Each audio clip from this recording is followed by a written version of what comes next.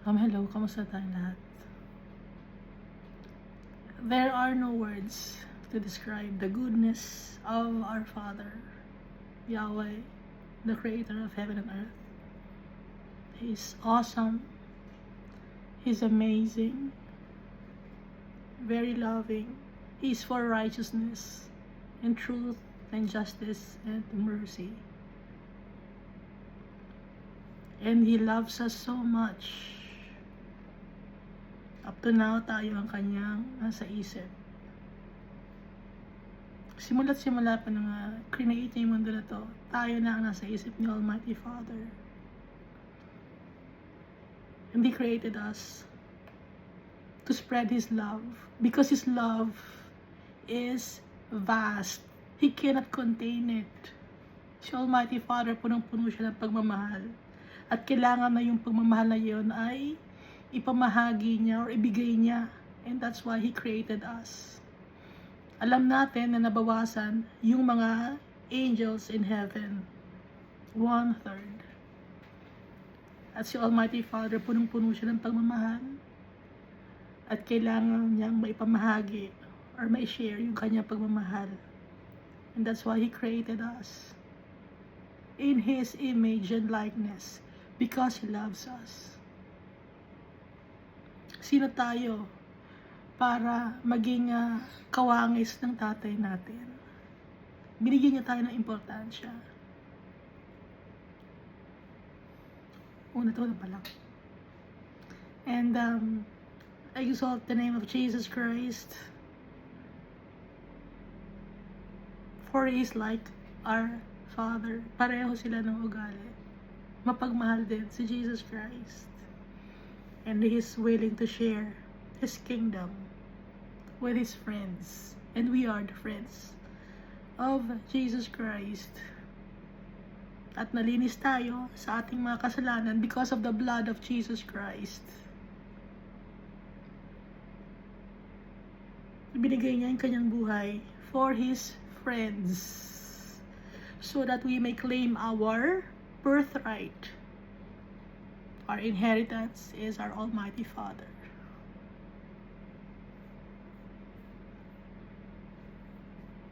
Last time we read Amos chapter 8. So dito sa Amos chapter 8, ito na yung great harvest. Kung napapansin niyo, bawat book, prophetic book, may flow. Yung ibinibigay na message ni Almighty Father sa mga prophets, na nire-relay ng mga prophets sa mga tao, may flow. No? Ano yung flow na yun? Una, sasabihin ni Almighty Father yung mga kasalanan ng mga tao. And then, anong mangyayari ngayon? Yung kaparusahan, sasabihin ni Almighty Father. And then, sasabihin ni Almighty Father yung mga mangyayari. So kung nakikita ninyo sa book of Isaiah, Jeremiah, ganon ang binabanggit ni Almighty Father. Inuulit-ulit niya bawat generation, no? Dun sa after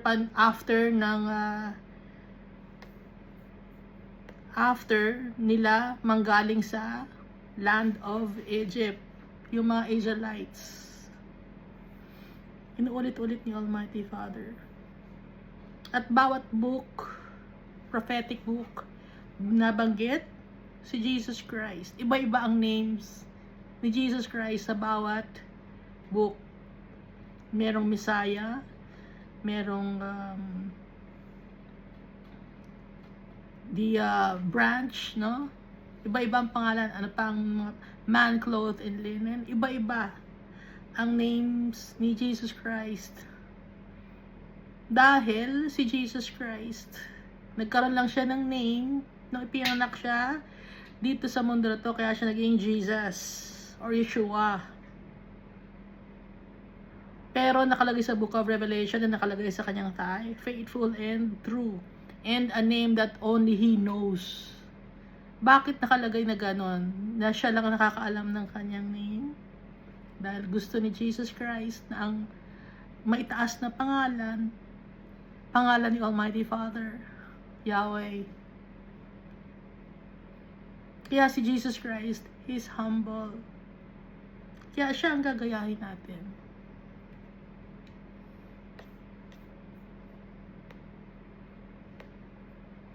Laging binabanggit lang, di ba? Son of Man, Son of God.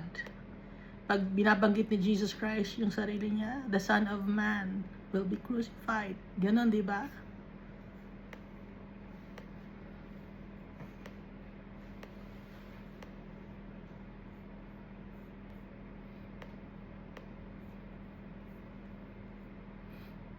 Kaya binigyan ni Almighty Father si Jesus Christ ng kingdom that will never end.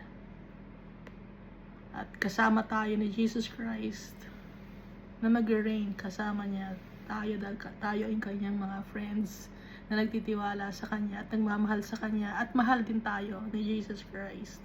Kaya nga niya tayo friends eh.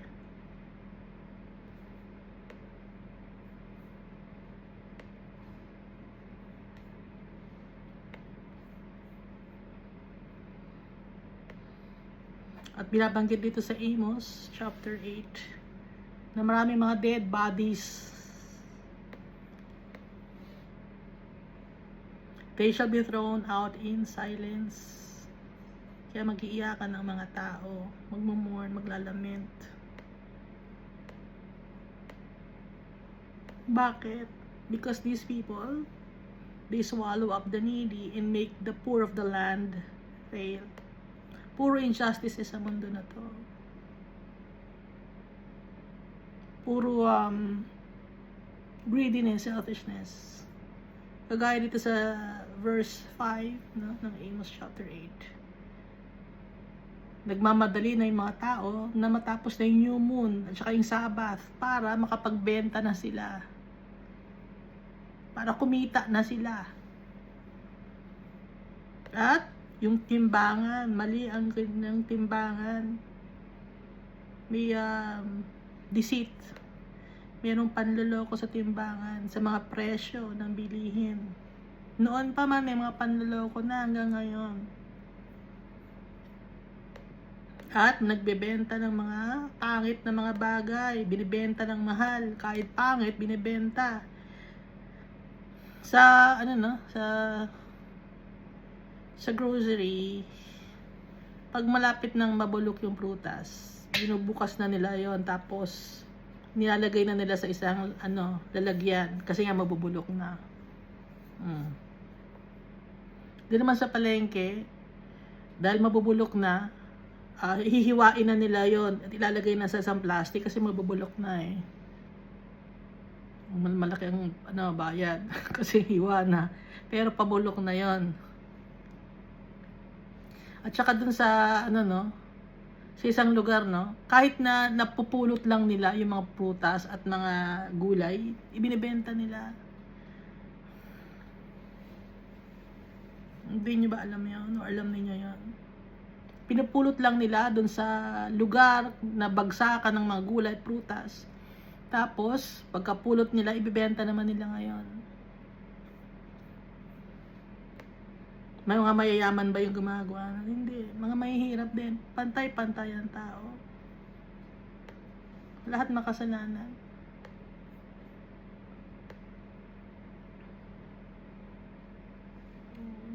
Nang scam, no? Ang daming mga panloloko ngayon.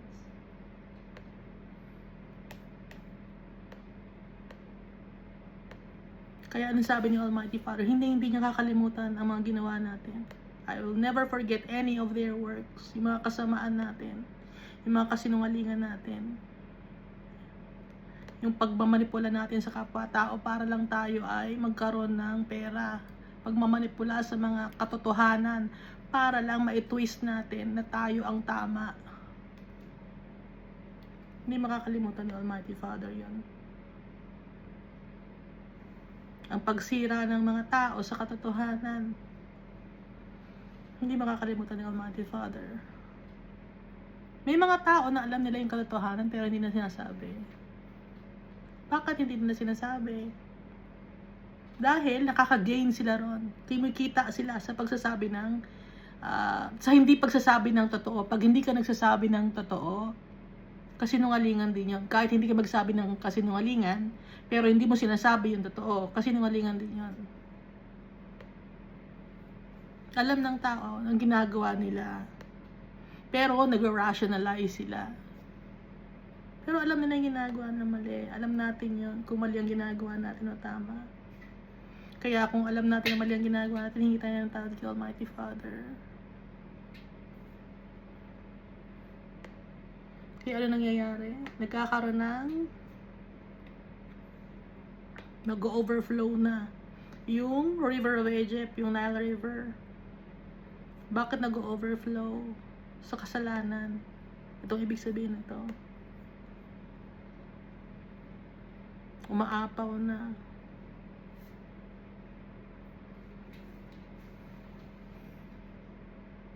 Kaya ang gagawin ng Almighty Father, yung harvest time, I will make the sun go down at noon and I will darken the earth in broad daylight. Nabasa natin sa Revelation to. Ang layo-layo ng Revelation na sinulat ni John the Beloved nung time nitong kay Amos, di ba? Pati na rin yung time nung kay Isaiah and Jeremiah. Pero pare-pareho ang message. Pati yung kay Daniel, di ba? Kaya sabi ni Almighty Father, I will turn your feasts into mourning and all your songs into lamentation. Hindi na kayo magse-celebrate. Hindi na kayo magsasaya. Bali, iyak kayo. Dahil sa mga kasalanan ninyo, darating ang oras na yon. Sabi ni Almighty Father.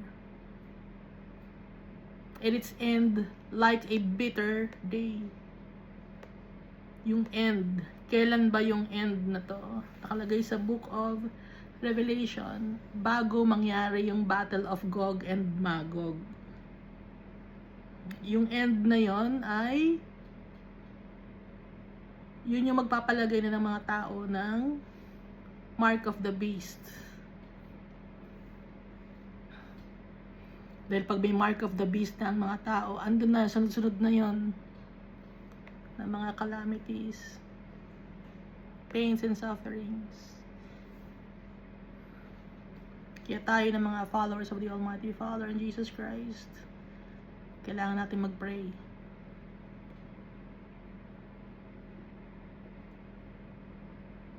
Dahil sa Great Harvest, sabay-sabay tayong i-harvest at yung mga papunta sa Hades ay mapupunta sa Hades at yung kay Almighty Father mapupunta kay Almighty Father. Ilan ang mapupunta? Total population ng makukuha ni Almighty Father na makakabalik ang kaluluwa sa Kanya? 1/3. 1/3 lang ang makakabalik kay Almighty Father. Kasama na doon yung mga nag-exist na nasa heaven na, yung mga souls na nasa heaven, kasama na doon. 1/3. At anong ang ilan ang mapupunta sa impyerno? Walang sinabing bilang, no? Wala tayong nabasa kung ilan ang kung gaano kadami. Pero ang matitira sa mundo, anong sabi ni Almighty Father? Magiging rare ang tao, as rare as gold of Ophir sa mundo.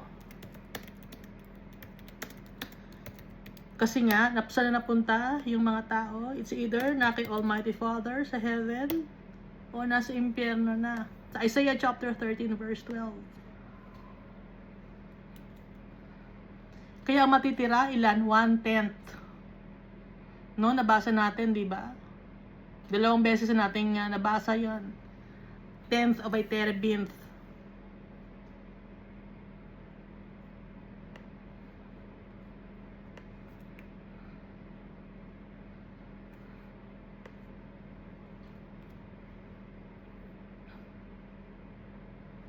Dito sa Isaiah chapter 13 verse 12, I will make a mortal more rare than fine gold, a man more than the golden wedge of Ophir. Magiging rare ang tao dito sa mundo. Mga 1/10 ang matitira. Binabanggit dito sa Bible. Hindi ako ang nag-imbento. Nakabasa natin sa Bible.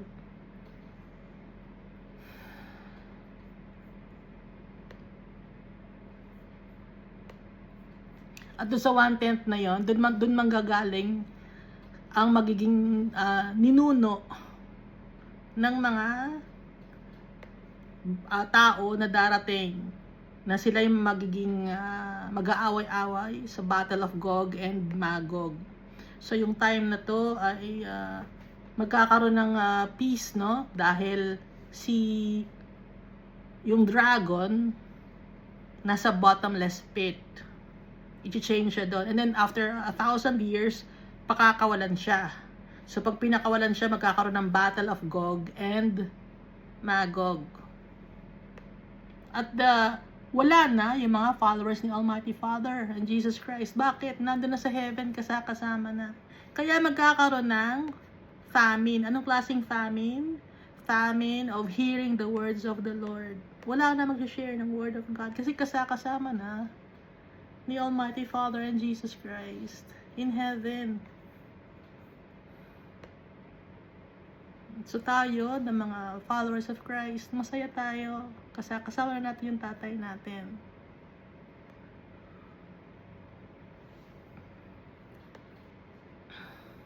So yung ibang mga tao na darating, magkakaroon ng famine of the words of the Lord. Hahanapin nila ang salita ni Almighty Father, pero hindi nila mahanap. They'll be thirsty of knowing the Almighty Father. Hindi nila mahanap. It's a verse 13, that day the fair virgins and strong young men shall faint from thirst. Ang mga tao, mabubuhay sila, pero hindi nila alam ang real purpose kung bakit sila buhay. Sa time na to, nakakaawa yung mga tao. In verse 14, those who swear by the sin of Samaria, who say, as your God lives, O Dan, and as the way of Beersheba lives, they shall fail and never rise again. Hindi na uli rise. Ano yung rise? Hindi na uli makakataas yung mundo, hindi na makaka-recover. So wala na yung technology na ini-enjoy natin ngayon, na may internet tayo, may electricity tayo, maganda yung plumbing system natin. May mga tourist spots, no, sa buong mundo. Mawawala yun, yung mga magagandang lugar. Hindi ko to imbento, salita to ni Almighty Father. Nagbabasa tayo ng Bible. Kaya kayo din, magbasa rin kayo ng Bible para maintindihan niyo yung salita ni Almighty Father. Ask the guidance of the Holy Spirit, no? When we read the Bible, humble ourselves and ask for forgiveness, glorify the name of Jesus Christ and the Almighty Father. And so, si Almighty Father, He will shower us with the blessings of wisdom and knowledge and understanding. And so, maintindihan natin ang kanyang mga salita. Kalimutan natin yung mga napag-aralan natin. Yung napag-aralan natin, itinuro sa atin na wala sa Bible. Kalimutan nyo yun. Mag-umpisa ulit tayo. Anong sabi, di ba, nabasa natin dito? Go back. Balik kayo sa umpisa para maintindihan ninyo. Kasi yung iba, sa gitna na nag-start. Hindi pa naiintindihan yung umpisa, sa gitna na nag-start. Balik sa umpisa. Sinabi ni Almighty Father yun, di ba? Go back. Diyan nga bang version?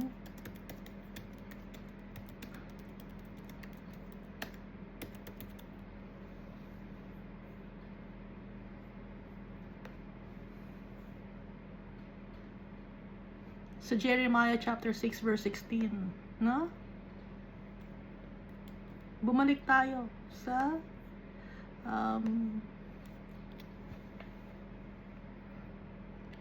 sa good way. Sa Jeremiah chapter 6 verse 16, thus says the Lord, stand in the ways and see, and ask for the old paths, where the good way is, and walk in it. Then you'll find rest for your souls. But they said, we will not walk in it.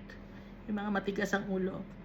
Ayaw bumalik sa old path where the good way is. Kaya tayo, babalik tayo sa old path where the good way is.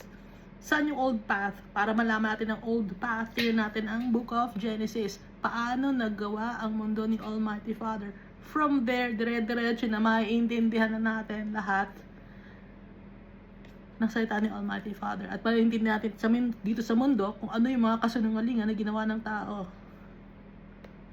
Maraming mga kasinungalingan na ginawa ng tao to erase the Almighty Father in this world. But they can never erase the Creator and Jesus Christ and the Holy Spirit. Kinakalaban nila si Almighty Father. And so, ang gagawin ni Almighty Father, they will be punished. At hindi nakakalimutan ni Almighty Father ang mga blasphemous words na ginagamit ng mga wicked people against our Father and Jesus Christ and the Holy Spirit.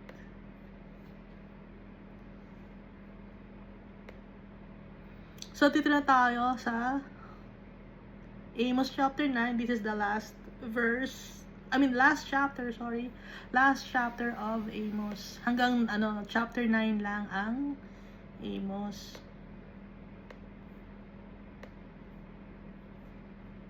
So, basahin natin. Amos chapter 9. I saw the Lord standing by the altar, and he said, strike the doorposts, that the threshold may shake, and break them on the heads of them all. I will slay the last of them with the sword.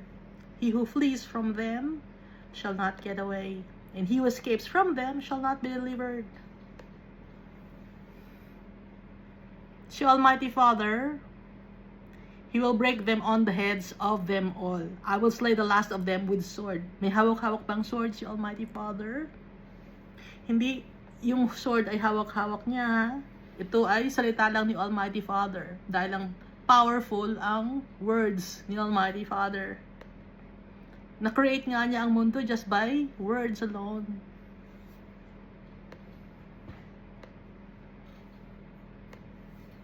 Kaya yung mga tao mapaparusahan just by the words of the Almighty Father. At yung kung sino naman ang makakatakas, hindi siya makakaalis. He who flees, tatakas siya, hindi siya makakalayo. He shall not get away. And who escapes, nakatakas uli, hindi naman siya masisave. Tumatakbo, nakatakas, walang mangyayari. They will not get away. They will never be delivered. They will never be saved.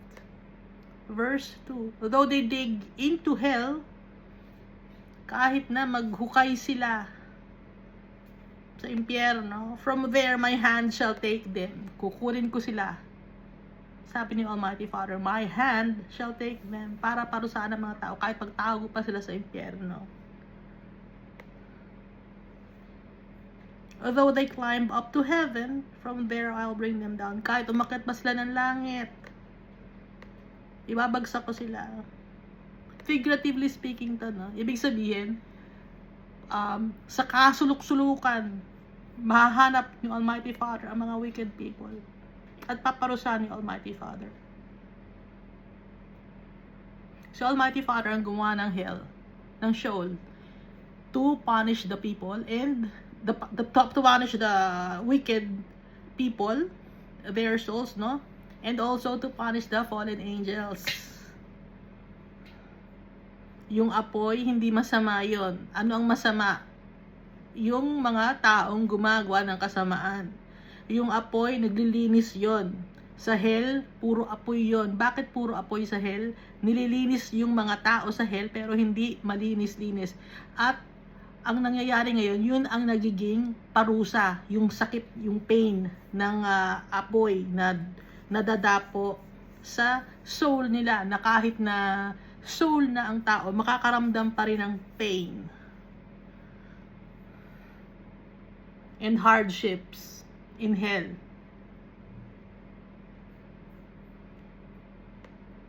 There's no future and no hope. Hanggang dun na lang sila. Hindi na sila makakatakas, hindi na makakaligtas. It's like, jail, kulungan, na mas matindi pa sa kulungan. Dahil sa kulungan, nakahiga ka lang, Sa kulungan, parang may mga gym pa doon, di ba? Yung kulungan na ginawa ni Almighty Father for the wicked people, may apoy doon. At kasama doon ang mga fallen angels. At yung amoy doon, mabaho doon. No? Pantay-pantay ang tao doon. Akala ninyo, pag napunta kayo ng hell, happy-happy tayo sa hell. Party-party, hindi ganon. Yun akala ninyo, yun ang gustong ipaintindi or ipasabi ng mga demonyo sa inyo para mahikayat kayo na pumunta ng hell. Para kung makikayat kayo gumawa ng wickedness in this world. Pero hindi ganon ang hell. It's a punishment, yun. At saka yung worm doon, hindi na mamatay. Sa hell. Si Jesus nagsabi.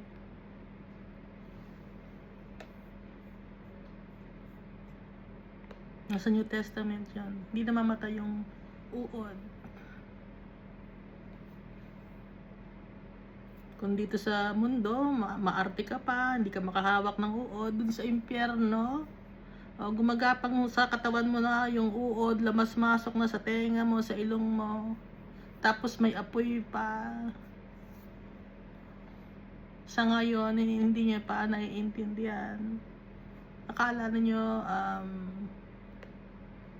invento lang. Hindi. Nandito to sa Bible. Pinabanggit niya Almighty Father with Jesus Christ.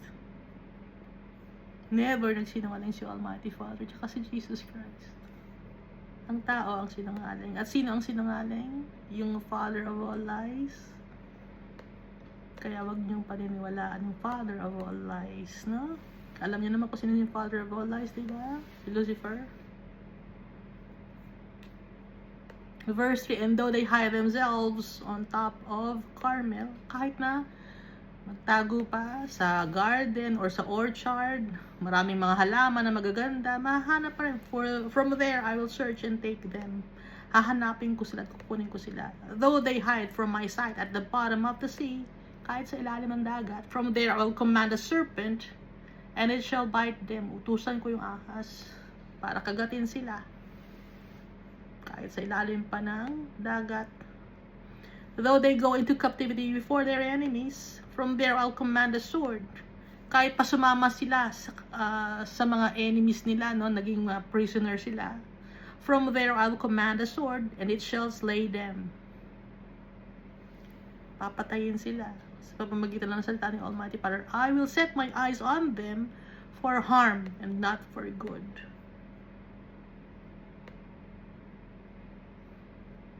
Warning ni Almighty Father na hanggang ngayon hindi naiintindihan ng tao. Kahit ulit-ulitin natin ito sa mga tao, hindi nila naiintindihan. Kayo naiintindihan nyo ba? Hindi natatakot ang tao. Pag nandun na sa impyerno ang tao, saka natatakot, saka tumatawag kay Almighty Father. Pero late na. Bakit hindi pa natin gawin ngayon na tumawag tayo kay Almighty Father, kay Jesus Christ?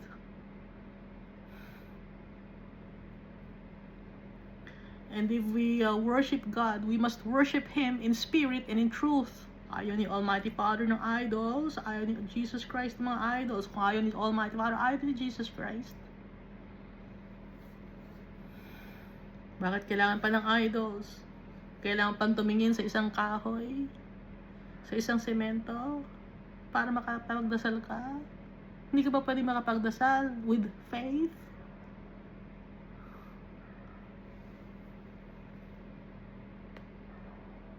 Inilalagay mo yung faith mo sa isang kahoy? Ayaw ni Almighty Father, no? That's idolatry. Or nagpapadasal ka pa sa ibang mga tao, tapos magbabayad ka. Hindi ganon. Bakit kailangan ka magbayad? Kasi magpapadasal ako, magbabayad ako sa mga tao.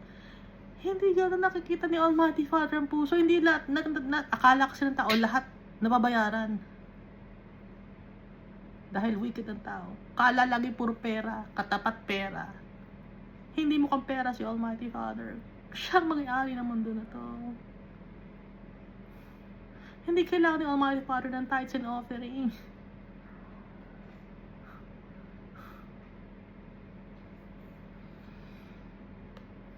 Kailangan ni Almighty Father yung obedient na mga tao na sumusunod sa Kanya. Baka sabihin niya, hindi, pinag-uutos yung tithes and offering. Pinag-uutos yung tithes para saan? Sa mga Levites, di ba? Ano sabi ni Jesus Christ? Ibenta mo ang iyong mga, kung anong meron ka, at ibigay sa mga poor. Walang sinasabing ibigay mo sa tithes sa congregation. Walang sinabing gano'n.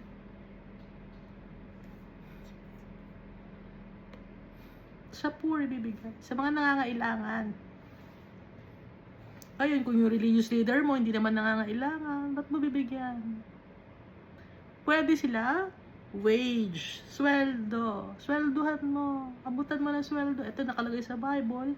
Sweldohan ka. Ito sweldo mo.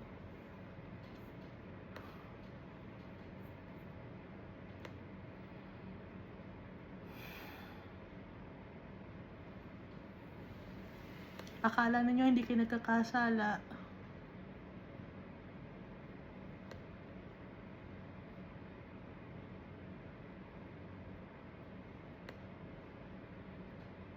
Verse 5. The Lord God of hosts, He who touches the earth, and it melts, and all who dwell there mourn. All of it shall swell like the river, and subside like the river of Egypt. This is the Nile River. Umaangat yung river dahil sa kasalanan ng tao. Nagsiswell. Parang high tide pero sa river. Ang tawag doon ay river tides. Maapaw.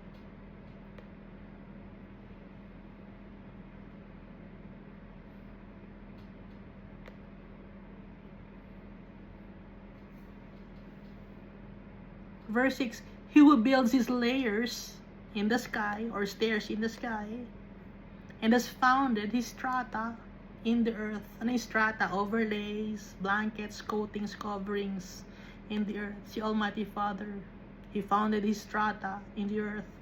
He builds His layers or stairs in the sky. Who calls for the waters of the sea and pours them out on the face of the earth. The Lord is His name. Powerful si Almighty Father. Siya ang gumawa ng mundo na to. Kaya siyang nakakaalam, no? Kahit paano pa ang gawin ng mga tao na paghahanda para sa environment, hindi mag-fail ang tao. Dahil kayabangan ng tao, hindi nila sinisik si Almighty Father. Nagdedesisyon sila ng kanila. Hindi nila kinukuha ang advice ni Almighty Father. Hindi nila pinagpipray. Hindi nila neglect si Almighty Father. Hindi nila reject si Almighty Father. People are rebellious. Simula rebellious na ang mga tao hanggang ngayon. Ang dami na nagbibigay ng warnings. Hindi maintindihan ng tao because ang nakatingin ng mga tao dito sa material things. Hindi nakatingin kay Almighty Father. Hindi nakatingin kay Jesus Christ. Selfish ang tao. Greedy. Hindi pa ba nyo alam?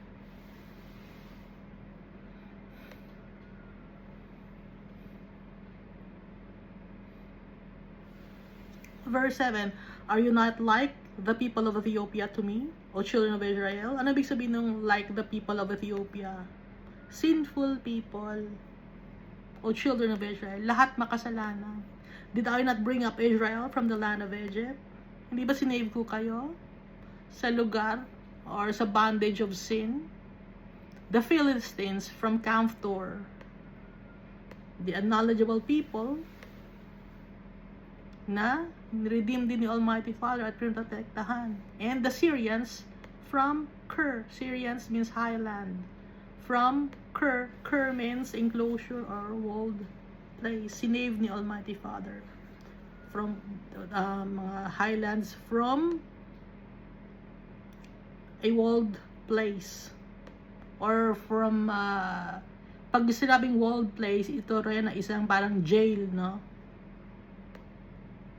Syrian's highlands, or swelling up or increasing, and the increasing from the jail or enclosed place or walled palace or walled place, sorry.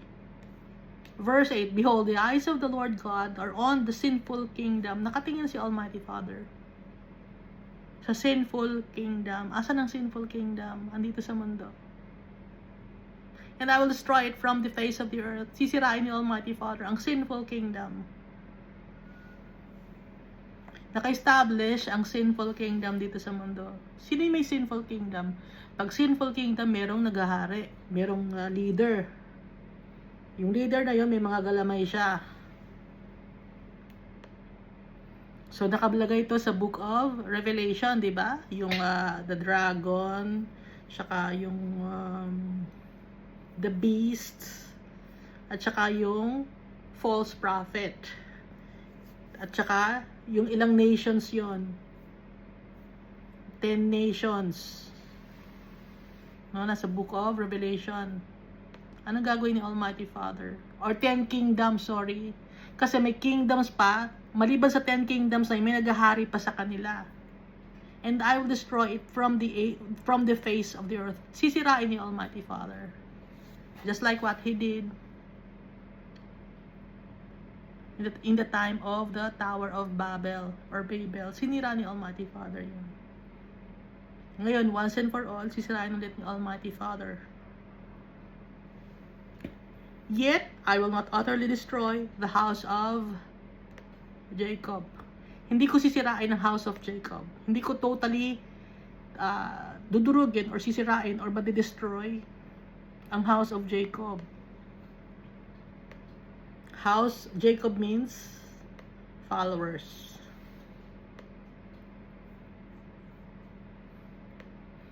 So, yung mundo na to, hindi totally madi-destroy. Ang tatanggalin lang ni Almighty Father, yung sinfulness, wickedness. Yun ang tatanggalin ni Almighty Father. Verse 9, for surely I will command and will sift the house of Israel among all nations. Isi-sift ni Almighty Father. Alam niyo sift? Yung gagamit ka ng sifter or colander. As grain is sifted in a sieve, yet not the smallest grain shall fall to the ground. Isa-set apart ni Almighty Father ang kanyang mga anak.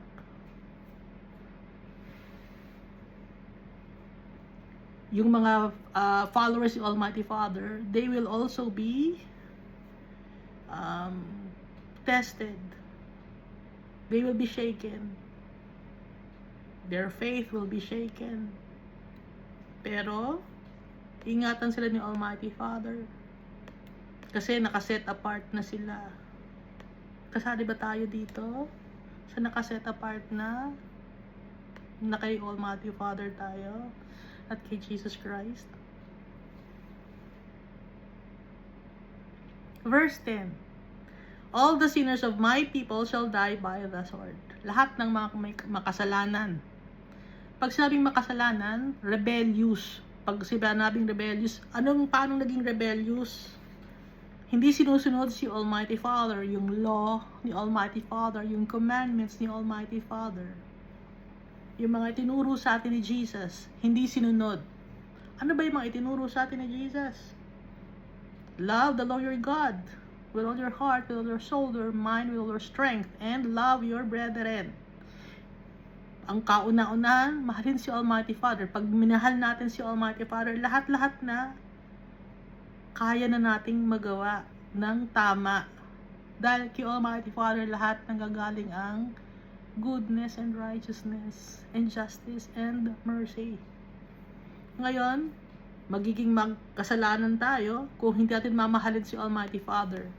Dahil rebelliousness yon, yung pag nagsinungaling tayo, pag hindi natin sinunod yung kanyang utos sa atin, pag sumasamba tayo sa ibang mga gods or idols, tumitingin pa tayo sa mga kahoy, sa mga simento, ayaw ni Almighty Father yun. Dahil mas minamahal mo yung simento at yung kahoy kaysa kay Almighty Father.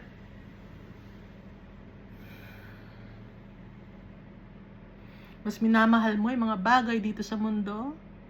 Hindi pwede yun. Ayaw ni Almighty Father yun. Kaya nga, love the Lord your God with all your heart. Si Almighty Father ang priority.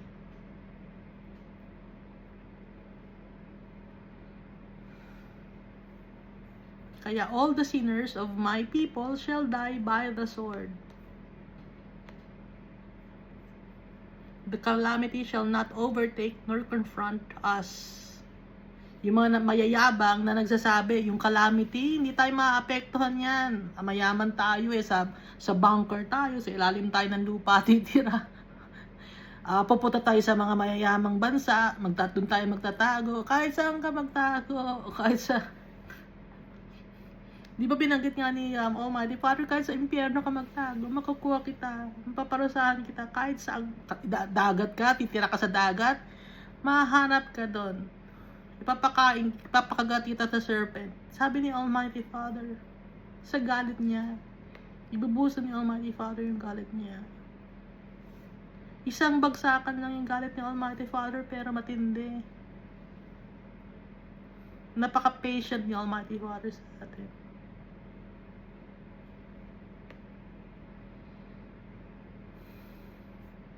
Verse 11, on that day, I will raise up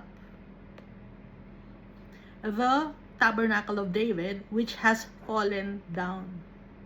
Ano yung ibig sabihin ng tabernacle? Tabernacle means house or dwelling place or booth.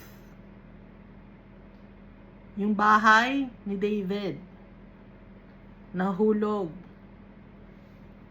On that day, I will raise up, itatatag ko. Sabi ni Almighty Father.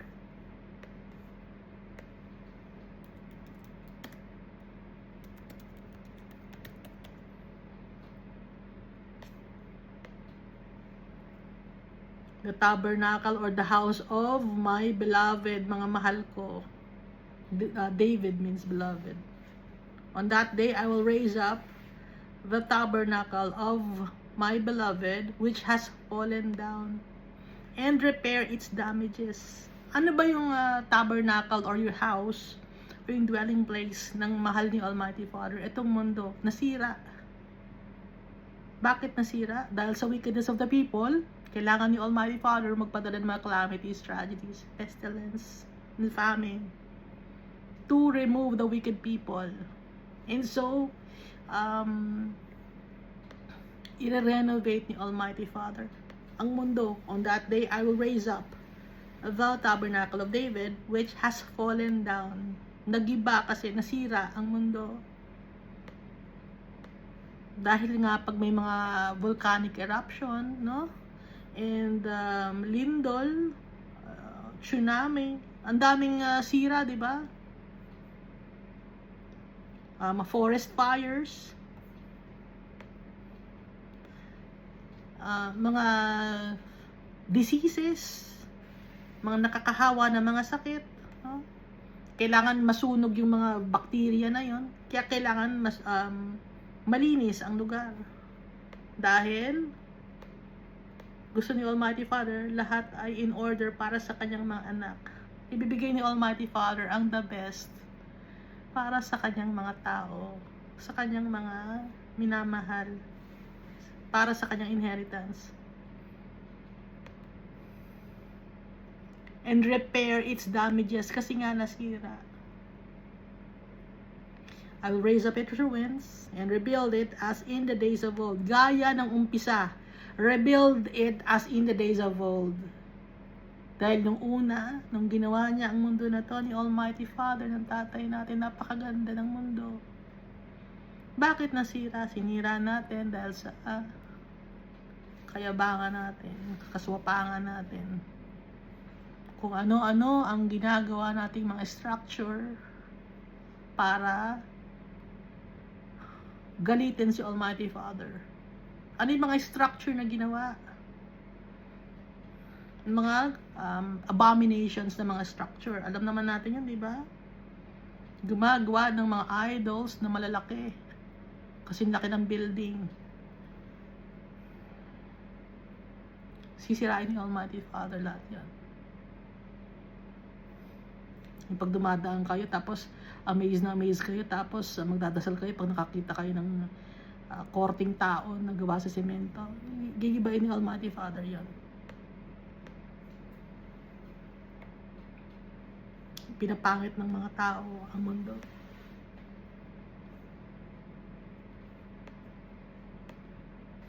Gagawin parang brand new, i-restore niya. Gaya nung umpisa. Verse 12, that they may possess the remnant of Edom. And all the Gentiles who are called by my name, says the Lord who does this thing, that they may possess the remnant of Edom. Edom is mankind also. And Edom also means red, di ba? Red, anong red? Earth, di ba? Yung clay, sometimes ang kulay ay red, di ba? Pati na ang mga Gentiles, Jews and Gentiles alike, ay magiging magkasama na. Dito sa Romans chapter 9 verse 25,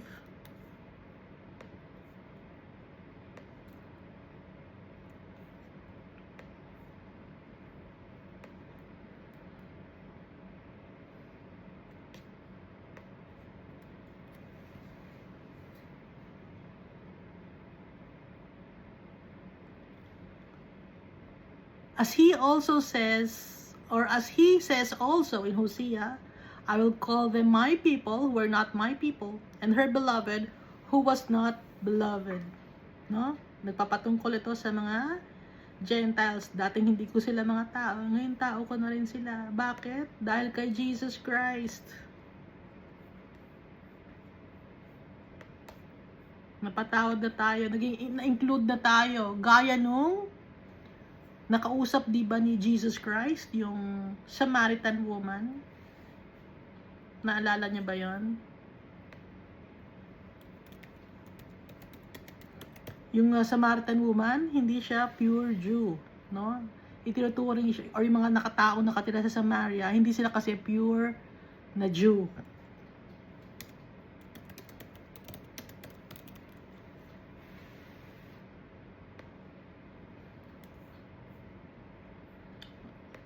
Kung hindi sila pure na Jew, sila ay matutulig na mga Gentiles. Kasi dalawang klase lang naman, Jew and Gentiles.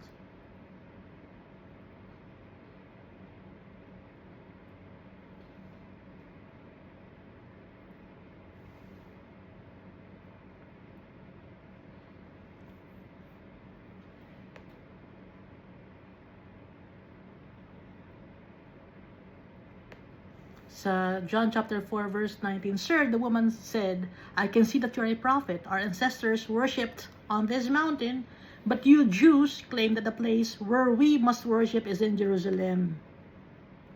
Verse 21, woman, Jesus replied, believe me, a time is coming when you will worship the Father neither on this mountain nor in Jerusalem. You Samaritans worship what you do not know. We worship what we do know, for salvation is from the Jews. Yet a time is coming and has now come when the true worshippers will worship the Father in the Spirit and in truth, for they are the kind of worshippers the Father seeks. Yun ang hinahanap ni Almighty Father ng worshipper. Worship the Almighty Father in spirit and in truth. God is spirit and His worshippers must worship in the spirit and in truth. So, hindi na kailangan pang magpunta sa mountain or sa Jerusalem or sa kung saan mang altar. Paano i-worship si Almighty Father? In spirit and in truth. Kahit saan, pwede tayong mag-pray. No? At ito ay sinabi niya sa isang Samaritan woman or isang Gentile.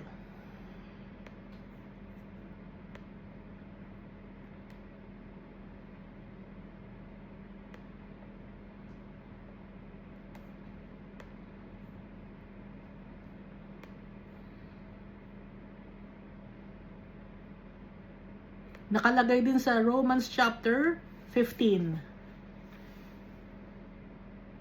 Verse 9, and in that the Gentiles might glorify God for His mercy, as it is written, for this reason I must confess, or I will confess to you among the Gentiles and sing to your name. And again he says, rejoice, O Gentiles, with His people. And again, praise the Lord, all you Gentiles, laud Him, all you peoples. And again, Isaiah says, there shall be a root of Jesse, and he who shall rise to reign over the Gentiles. In him the Gentiles have hope. Because of Jesus Christ, we have hope. Tayo ng mga Gentiles. The land is the New Jerusalem, no? Na ibibigay sa atin ni Almighty Father. Yung tayong na mga remnant. Kaya binanggit yung Gentiles, kasama na tayo because of Jesus Christ na save tayo. Kaya magpasalamat tayo kay Jesus Christ. Verse 13, behold, the days are coming, says the Lord, when the plowman shall overtake the reaper, and the trader, or the treader of grapes, him who sows seed. The mountains shall drip with sweet wine, and all the hills shall flow with it. Ano ibig sabihin nun? The plowman shall overtake the reaper.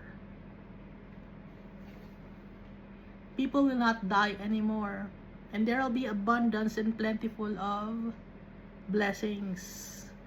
Death has no sting because of Jesus Christ. Kaya yung blessings, it will flow. The mountains shall drip with sweet wine, and all the hills shall flow with it. Nag-uumapaw ng abundance of blessings, shower of blessings from the Almighty Father, our Creator. Ano ba yung mga blessings na yun? Love, joy, peace, eternal salvation, everlasting life, and we will be satisfied. There will be no more pain and sufferings.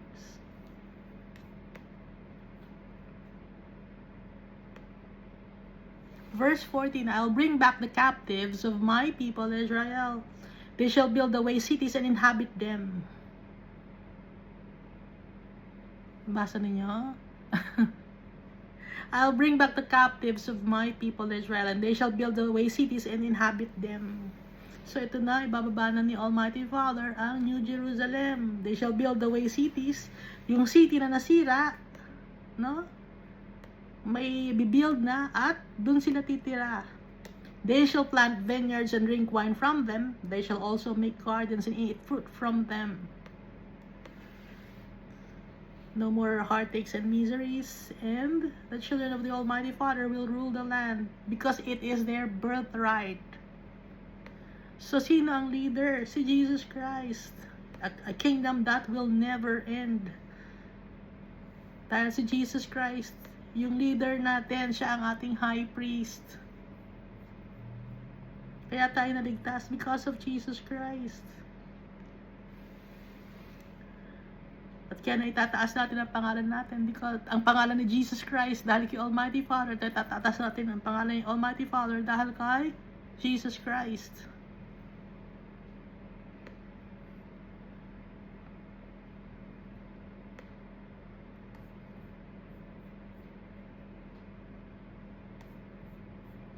Verse 15, and the last verse of the last chapter of Amos, I'll plant them in their land, and no longer shall they be pulled up. Hindi na sila mawawala sa kanilang inheritance, sa kanilang lupain. From the land I have given them, na ibinigay ko sa kanilang lupain, says the Lord your God. Napakabait ni Almighty Father, di ba? Nakikita nyo ba? Habang binabasa ninyo itong Bible, ramdaman niyo ba yung pagmamahal ni Almighty Father? Nasusunod tayo sa Kanya. Ano lang gagawin natin? Susunod lang tayo sa mga sinasabi ni Almighty Father. Abundance of blessings na agad.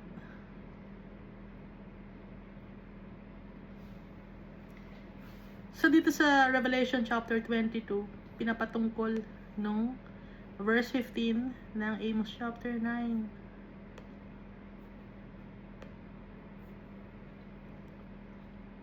And he showed me a pure river of water of life, clear as crystal, proceeding from the throne of God and of the Lamb. In the middle of its street, and on either side of the river, was the tree of life, which bore 12 fruits, each tree yielding its fruit every month. The leaves of the tree were for the healing of the nations. So, healing, peace, love and joy, and the Holy Spirit, and may tree of life pa tayo. Ang dami pa nating fruits. The leaves of the tree were for the healing of the nations, and there shall be no more curse. Ano yung curse na yan? Yung curse, di ba, yung death. So death has no sting anymore.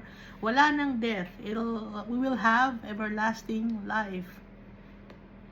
At yung itsura natin, hindi tayo magkakasakit, hindi tayo tatanda. Gaya ni Jesus Christ.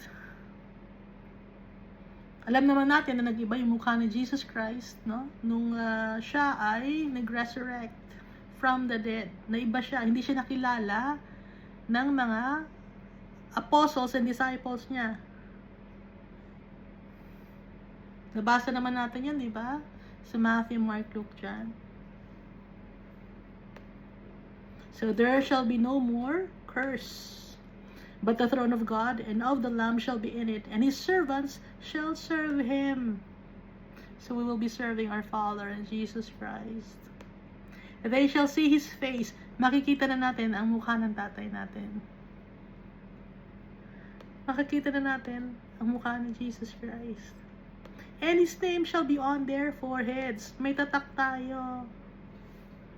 Nakalagay sa utak natin, sa puso natin, sa isip natin, si Almighty Father, at si Jesus Christ. Hindi na tayo mawawala.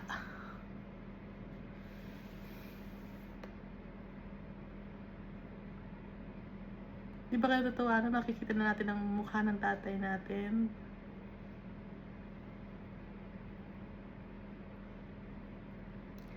There shall be no night there.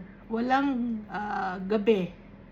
They need no lamp nor light of the sun. Hindi natin kailangan ng lampara o kuryente o ilaw o kaya ng araw. Bakit?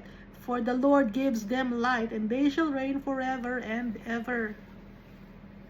Sino nagbibigay sa atin ng light? Si Almighty Father. Yung gloriousness niya, yung kanyang holiness, yun ang ibibigay niya sa atin. So, siya yung nagiging ilaw natin dahil holy yung tatay natin. Hindi niya kailangan ng sun, hindi niya kailangan ng light, hindi niya kailangan ng lamp, hindi kailangan ng kuryente. No? Lahat provided by our Father. And they shall reign forever and ever. Sino yung they? They shall reign. At sila ay maghahari forever and ever. Tayo to. Mga anak ni Almighty Father, si Almighty Father, tsaka si Jesus Christ. Dahil sabi ni Jesus Christ, kung nasaan siya, doon din tayo.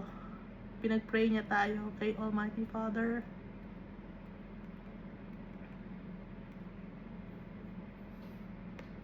Verse 6. Then he said to me, these words are faithful and true.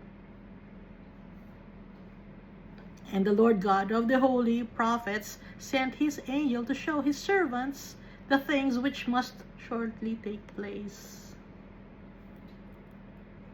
Verse 7 of Revelation chapter 22. Behold, I am coming quickly.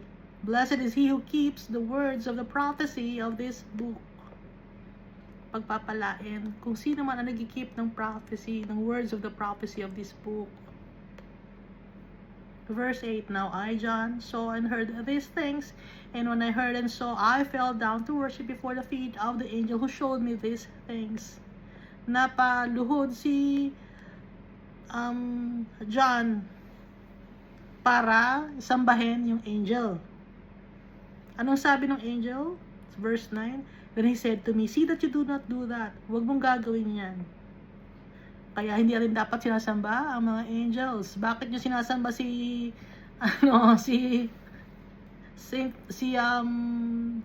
Michael, Archangel Michael, sinasamba niya, di ba? Bakit nyo sinasamba?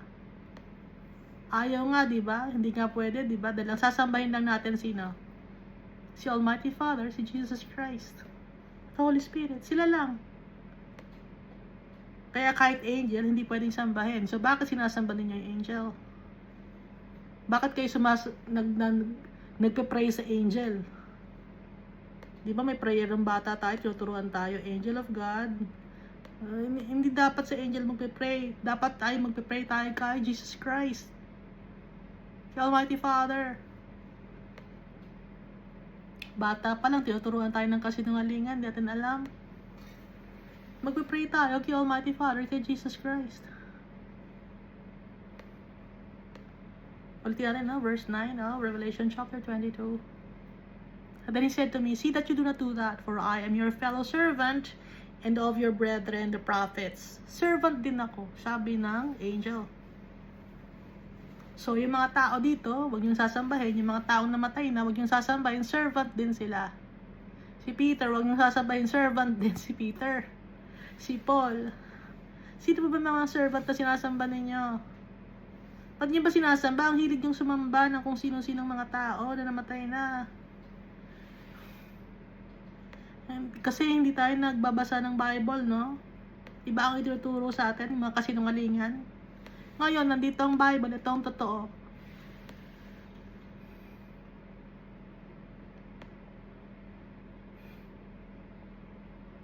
Ang dami na ng mga kaluluwang napunta sa impyerno dahil sa mga kasinungalingan na itinuro sa atin.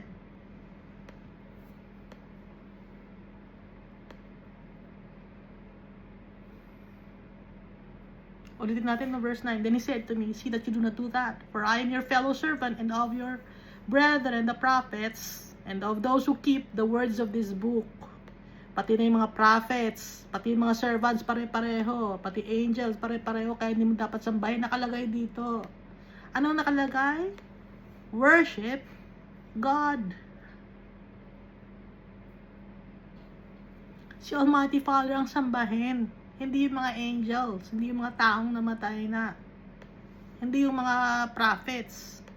May sinasamba pa kayong prophet, no? Lahat na lang sinasamba ninyo? Bakit ganon? Pati yung mga religious leader ninyo, sinasamba ninyo.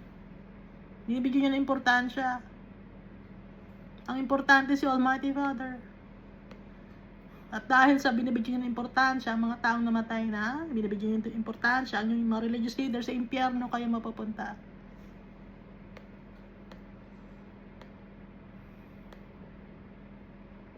Verse 10, and he said to me, do not seal the words of this prophecy, of this book, for the time is at hand. He who is unjust, let him be unjust still. Huwag nyo isi-seal ang words of the prophecy of this book. Ibig sabihin, ipaalam sa mga tao. Dahil, for the time is at hand, malapit na dumating. Sabi dito, the time is at hand. Or the time is near, for all this to happen. Mangyayari ito, malapit na. Sa verse 10. And then verse 11. He who is unjust, let him be unjust still. He who is filthy, let him be filthy still. He who is righteous, let him be righteous still. He who is holy, let him be holy still. Kung sino yung matigas ang ulo, hayaan mo siyang maging matigas ang ulo. Kung sino ang madumi, hayaan silang gusto pa lang maging madumi. Hayaan na lang sila. Kung sino unjust, yung wicked, hayaan sila. Pero kung sino man yung holy, magpakatuloy ka na maging holy. Kung sino gumagawa ng righteousness, magpatuloy ka gumawa ng righteousness.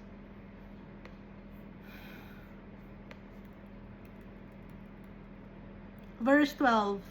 And behold, I am coming quickly, sabi ni Jesus Christ, and my reward is with me, to give to everyone according to his work.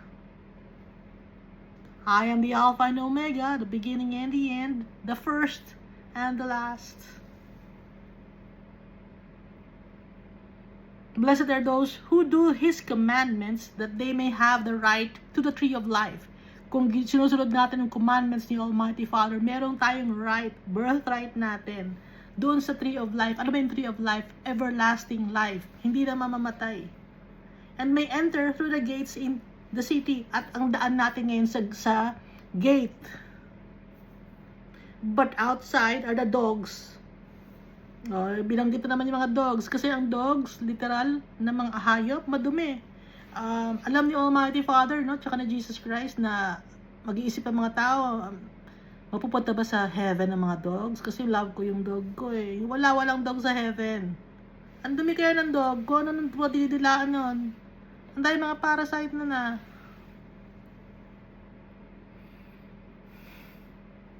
Tingnan mo eh.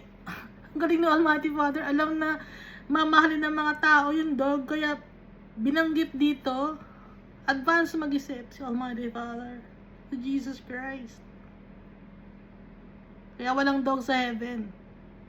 Literal na walang dog sa heaven. At figuratively speaking, na yung ugaling aso. Ha? Bakit? Ano ba yung ugaling aso? Nakikita nyo naman siguro yung mga aso ninyo, di ba? May aso ba kayo? Hindi mabait yung aso ko eh. Ano yung, kano kabait yun? Pero madumi yun, di ba?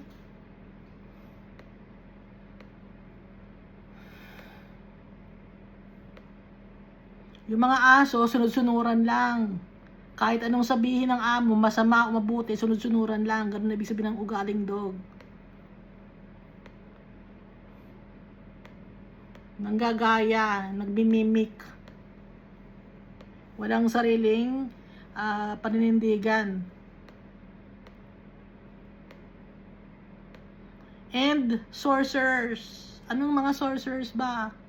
No? But outside are the dogs and sorcerers. Ano ba yung sorcerers? Baka sabihin, wala na mga mangkukulam ngayon. Wala nang mga nagtutusok ng mga manika ngayon. Wala nang nagmamagic ngayon, sasabihin niyo. May mga nagmamagic ngayon. Asan ang nagmamagic ngayon? Ang minamagic ngayon,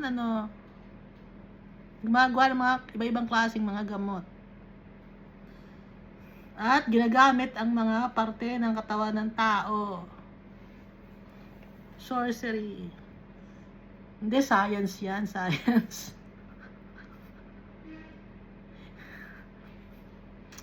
May tao, no, inilipat yung puso ng baboy sa tao, nabuhay yung tao. Ano yung sorcery yun Hindi science yun, nag-advance lang science na.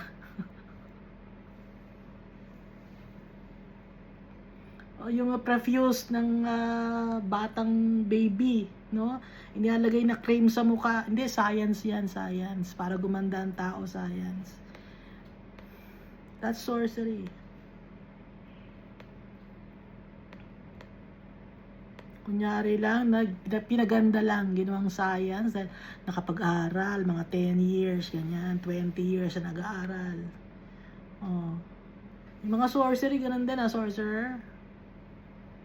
Naghahalo-halo sa mga bote-bote ng mga kung ano ng mga hayop.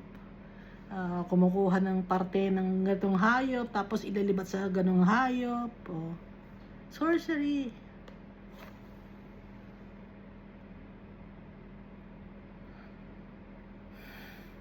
And sexually immoral. Lahat ng sexually immoral, iba-ibang klaseng sexually immoral yan. Nabanggitin natin, diba? Adultery, fornication, men having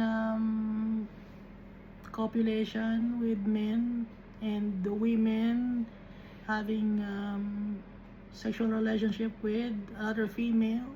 Tapos, bestiality pa. Madami ang ginagawang mga sexual immorality ng mga tao. Yung orgies pa, mga ganong klase. Tapos may mga kasamang drugs and alcohol pa. That's debauchery. Ano pa ang nasa labas? But outside are the dogs and sorcerers and sexually immoral and murderers. Pag sinasabing murderers, ano yung mga murderers? Hindi naman ako pumapatay ng tao, sabihin. Pero pag nagsasalita ka ng laban sa tao, sinisiraan mo yung tao, nagchichismis ka ng tao, gumagawa ka ng paghihiwalay ng mga tao, that's murder. That's murder, no? May murder mo yung tao. Hindi mo man pinatay ng literal na pinatay, pero yung dignidad niya, tinanggalan mo siya ng pagkatao niya. Kasama na rin dito sa murder, yung pumatay ka, pinatay mo yung sarili mo.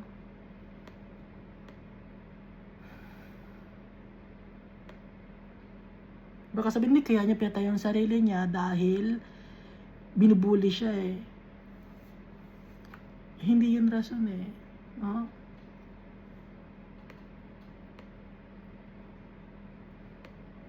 And idolaters. Pag idolaters, idolatry, lahat ng mga religion, sumasamba kayo, di ba? Sa mga ninuno nyo. Nagtitiri kayo ng kandila. Naggumagawa kayo ng insenso. Nag-offer kayo ng pagkain. That's idolatry. Hindi si Jesus naman yun. Hindi si Jesus yun. Walang statue si Jesus. So, hindi nyo kilala yung mukha ni Jesus. Hindi nyo kilala yung mukha ni Almighty Father. Hindi, siya naman yan eh, si Mary. Bakit sasambahin si Mary? Wala mang binabanggit na si Mary ay sambahin na. Anong sabi ni Jesus kay Mary? Nung pinapangunahan siya ni Mary na wala ng alak, Jesus. Anong sabi ni Jesus kay Mary? Huwag mo akong pangunahan, ginang. Ginang ang tawag niya kay Mary. At nung nakapako sa cross si Jesus Christ, anong sabi niya kay Mary? Ginang ang iyong anak. Anak ang iyong mother. O bakit ginang ang tawag niya kay Mary? Tapos, ano pa, isa pa doon, yung sabi ni Jesus na, Jesus, nasa labas ang iyong mother at ang iyong mga kapatid. Ano sabi ni Jesus? Sino ang aking ina at mga kapatid? Kung sino ang naniniwala sa akin, ang may pananampalataya sa akin, yun ang aking ina at mga kapatid. For even his brothers didn't believe him, nakalagay, di ba?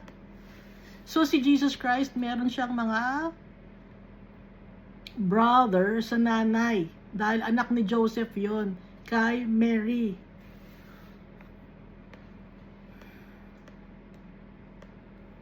Kaya hindi natin sasambahin yon. Kahit si Joseph, ano ba ang participation ni Joseph? Ba't sinasamba niyo si Joseph? Ano ba participation ni Joseph? Tinanggap lang niya dahil nagkaroon siya ng dream, no? Na wag mong i-reject si Mary. O yun lang naman na. Ano pa bang ginawa ni Joseph? Wala naman na. Dahil yun sa utos ni Almighty Father, kaya ginawa yun. So bakit si Joseph ang sasambahin niya? Bakit si Mary? Ang sasambahin natin, si Almighty Father, si Jesus Christ.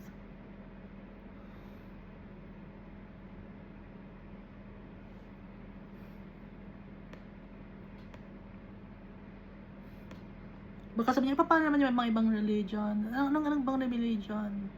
Yung taong malaki ang tiyan, nakalbo, tapos may mga batang nakadikit sa kanya. Bakit ganon? Hindi kasali yun. Hindi kilala yun ni Almighty Father. Hindi kilala Jesus.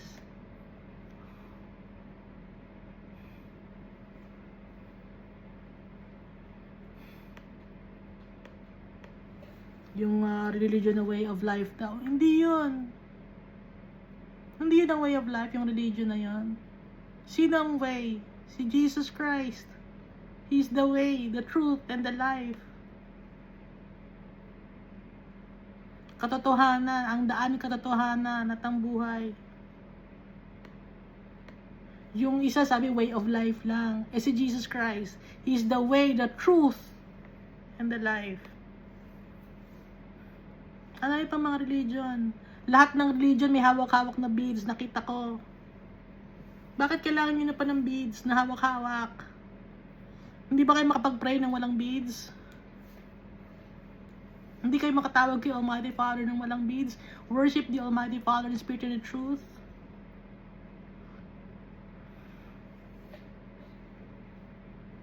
Hindi ang physical na Bible ang sasambahin.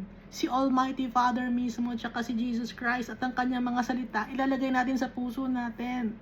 Hindi yung, hawak akong Bible, ito ang aking sasambahin, itong papel na to. Hindi yung papel. Yung mga nakasulat dito, salita ni Almighty Father, ilalagay natin sa puso natin.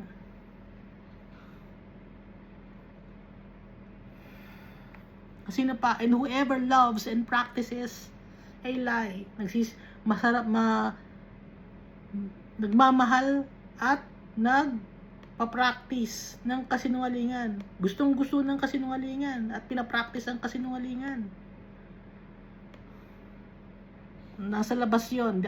But outside are the dogs, sorcerers, sexually immoral, murderers, idolaters, and whoever loves and practices a lie. Sino yung mga mahilig magsinungaling?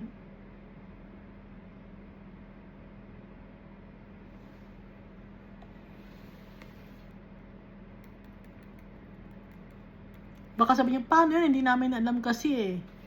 O ngayon, alam na ninyo. Magbasa na tayo ng Bible. Now na.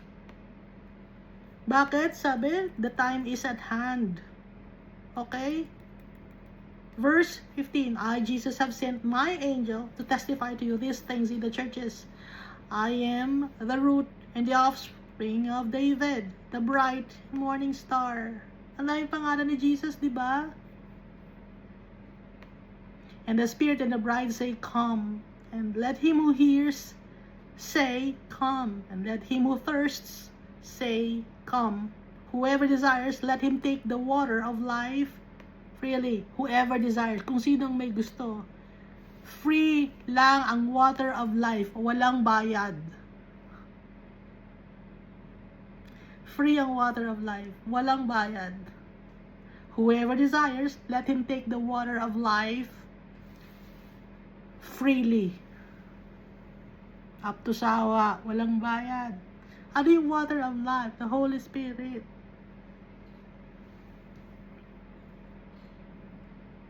Walang bayad. Hindi na ipapabayad si Almighty Father, hindi ipapabayad si Jesus Christ. Hindi nila kailangan ng tithes and offering.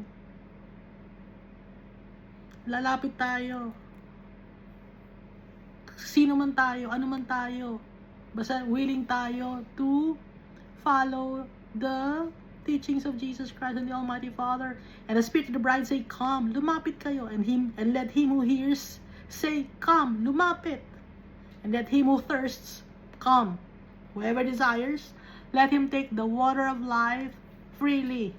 You don't need to give tithes and offerings. Pero syempre, anong utos sa atin ni Almighty Father? Dahil mahal natin si Almighty Father, we should share to others the love of God. Na ang sabi di ba ni Jesus, whatever you do to the least of your brothers,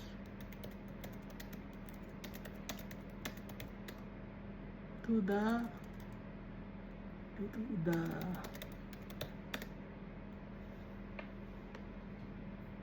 Matthew chapter 25 verse 40. Kung ano man ang ginawa natin sa kapwa-tao natin, ganoon na rin ang ginawa natin kay Jesus Christ. Ha?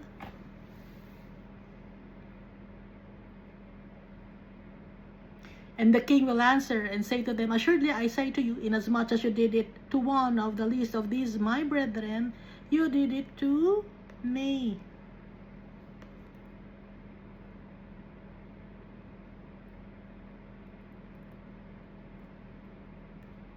Kasi di ba nakalagay dito,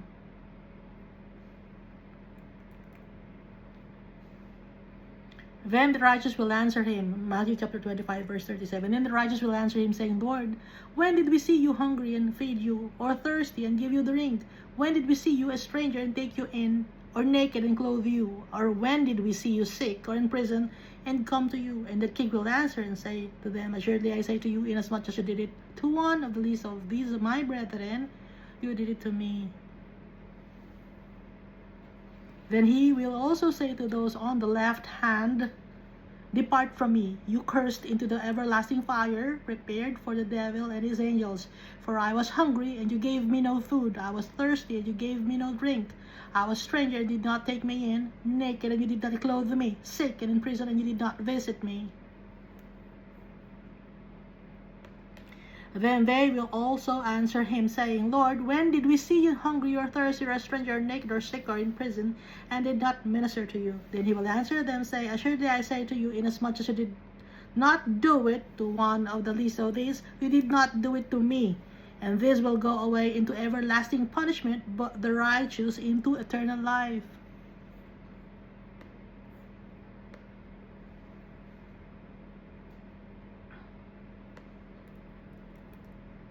Ituloy natin, ano? Ito yung Revelation, tapusin natin.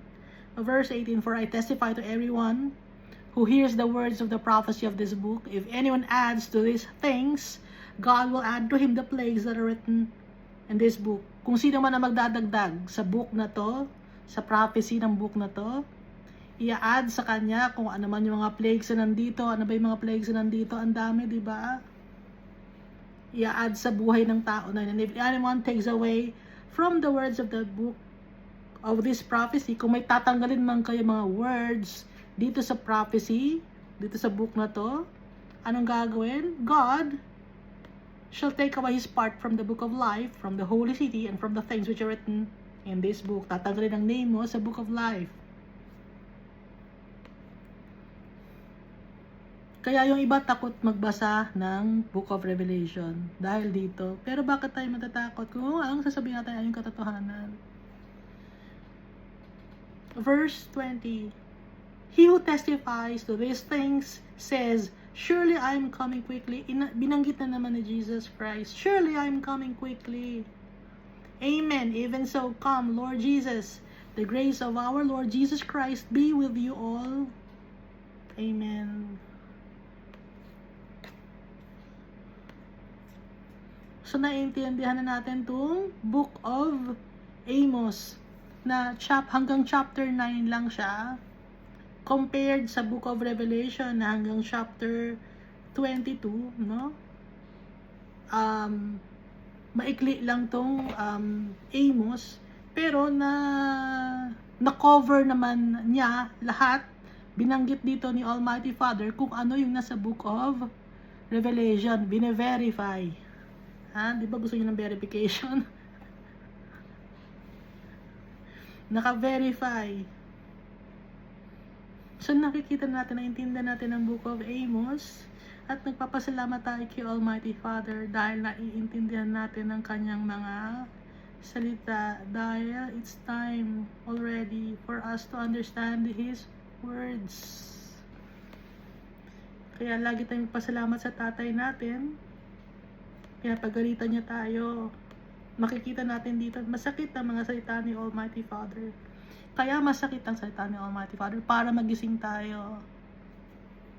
Hindi natin nagagandahan yung mga salita. Bakit natin gagandahan ng mga salita? Matagal nang nasasaktan si Almighty Father. At kung ano yung mga sinasabi ni Almighty Father, yun ang sasabihin natin. Bakit natin iibahin? Yung tao kasi gusto na, hindi, nasasaktan kami sa mga sinasabi mo. Dapat gandahan mo yung pagsasalita mo. Bakit gagandahan ng pagsasalita? Kahit gandahan ng pagsasalita, hindi maiintindihan ng tao.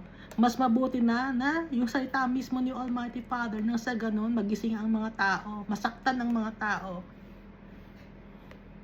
Para matuto ang mga tao dahil yung mga tao masyadong onion skinned. Sa pagiging onion skinned, napupunta sila sa impyerno. Gusto lagi magaganda ang naririnig. Hindi pwedeng laging ganon. Dahil ang ginagawa ng mga tao, puro kasamaan. Kaya dapat, sabihin ang katotohanan, kahit masaktan, kahit sino ang masaktan. Basta salita ni Almighty Father, babasahin natin. Bakit natin itatago ang katotohanan? Gusto nga ni Almighty Father malaman ang totoo ng mga tao, i-broadcast. Nabasa natin, di ba? I-broadcast, i-announce. Patunugin ang shofar, yung trumpet, para magising ang mga tao, magsisi. Dahil gusto ni Almighty Father, makasama niya lahat ng kanyang mga anak, ang kanyang inheritance. Tayo ang kanyang inheritance. Kaya siya nagagalit sa atin dahil tayo ay importante sa kanya. Binabaliwala natin ang tatay natin, pati na ang sarili natin, binabaliwala natin. Nagkakasya tayo sa maliliit na mga bagay dito sa mundo. Hindi natin alam na mas malaki pa ang plano ni Almighty Father kaysa sa atin dahil hindi natin naiintindihan. Nagpasalamat tayo sa tatay natin, kay Jesus Christ. Very patient sila and very loving na nag-aantay sa atin. Binibigyan pa tayo ng chance at ng time to repent and to go back and return to our Father. Thank you, and God loves us all so much.